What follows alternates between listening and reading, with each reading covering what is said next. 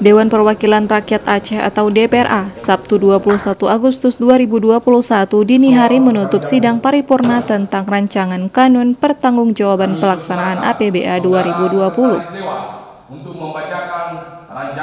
Sidang paripurna yang berlangsung sejak Kamis 19 Agustus 2021 meliputi laporan Badan Anggaran dan penyampaian pendapat akhir fraksi DPR Aceh.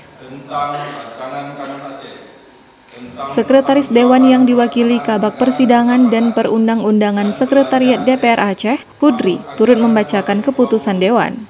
Mengingat dan seterusnya, memutuskan, menetapkan, ke-1, menolak untuk memberi persetujuan terhadap rancangan kanun Aceh tentang pertanggungjawaban pelaksanaan anggaran pendapatan dan belanja Aceh tahun anggaran 2020 yang diajukan oleh Gubernur Aceh sebagai Kepala Pemerintah Aceh.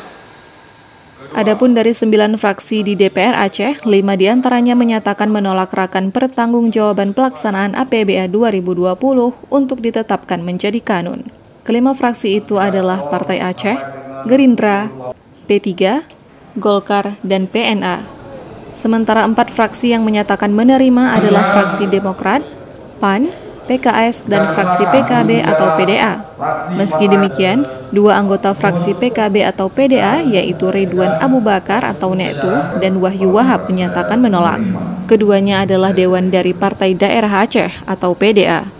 Rapat sempat diskors untuk dibawa ke Badan Musyawarah hingga kemudian DPR Aceh secara bulat mengambil keputusan menolak rancangan kanun yang diajukan oleh Gubernur Aceh. Kami tanyakan kepada sidang Dewan yang terhormat, apakah rancangan keputusan Dewan yang baru dibacakan oleh Sekretaris Dewan dapat kita jadikan keputusan DPR Aceh?